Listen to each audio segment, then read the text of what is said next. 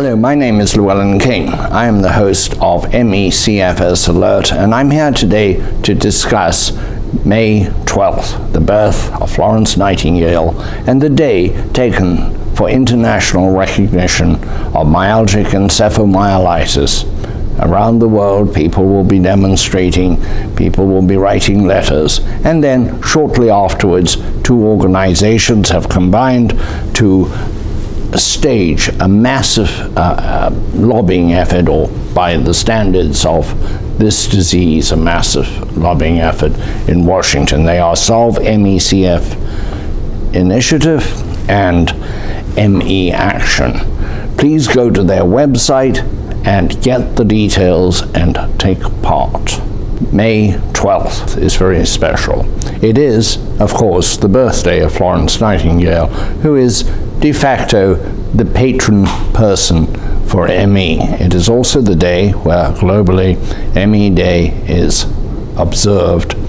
Patients, caregivers, advocates like to mark this day, and very appropriately.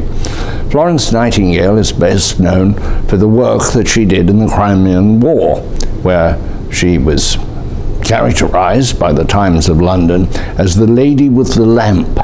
She would walk through the wards at night when there was nobody else there with her lamp, visiting the suffering troops who had been injured in Crimea. She did an enormous amount for health in the military. She introduced hygiene. She compelled her nurses to wash their hands, which had never happened, and she added it was a good idea to wash their faces too. But that's almost the least of her work. She revolutionized medicine around the globe by her insistence with the members of the British cabinet and with Parliament itself in London. She forced a re-examination of conditions in the workhouses where the paupers, when they got sick, were treated by other paupers who spread disease. She insisted that they get proper nurses. She also established the first secular nursing school. Up to that time, nursing had been an adjunct of religion. Often the nurses were in holy orders. She, although she was religious herself, established secular nursing. She insisted on proper drainage, clean air. She did huge things in India, across Britain, as well as among the troops coming back, or mostly being moved into Turkey from Crimea, where to this day 4 hospitals are named for her. She was named Florence because she was born in Florence. She was born to English parents, wealthy English parents, which gave her the freedom to do good works, but it was her incredible spirit and her vision. She was also a mathematician. She developed the art of expressing statistics as shapes. There's a particular pie chart that she developed. An extraordinary woman, dedicated, hardworking, and making a difference. And the thing is that the individual makes a huge difference. It could be a tiny difference, and as we approach May 12th, there are a lot of activities planned to try to bring to the public attention, and particularly to the attention of those who govern us and those who control the purse strings, the suffering that is going on in this disease, which is so often hidden in plain sight. There are developments which will begin just after May 12. There will be a gathering in Washington organized by Solve MECFS Initiative and by ME Action.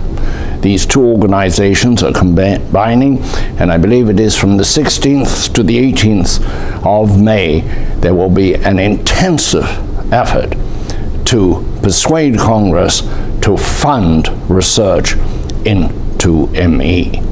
But it's not just research. They need to do a little more. They need to guarantee some stability of funding. There has been no stability, tiny amounts of money from the government, sometimes fairly decent amounts of money in the private sector, but it fluctuates, it's all over. This is not conducive to good research. Good research requires an electrifying excitement among those doing the research, freedom from financial worry. They should not be considering where the next dollar is coming or when the contract runs out, whether they will have to find new employment.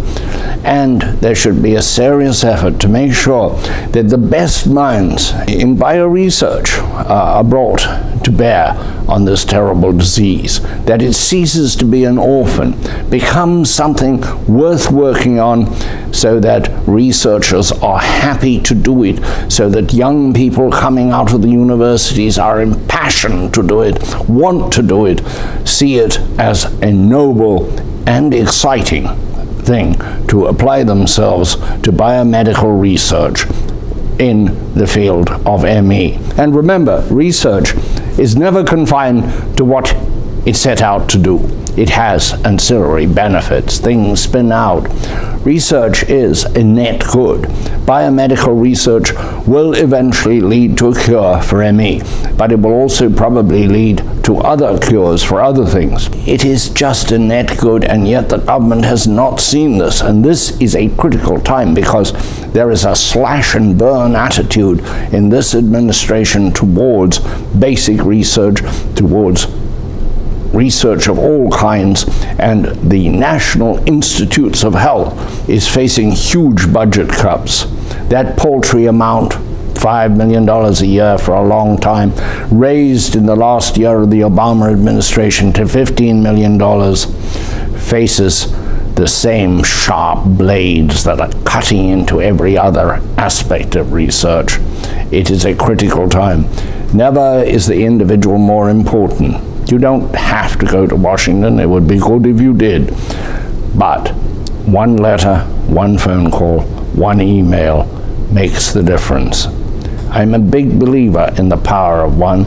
It always takes one person to do almost anything, even one person for love.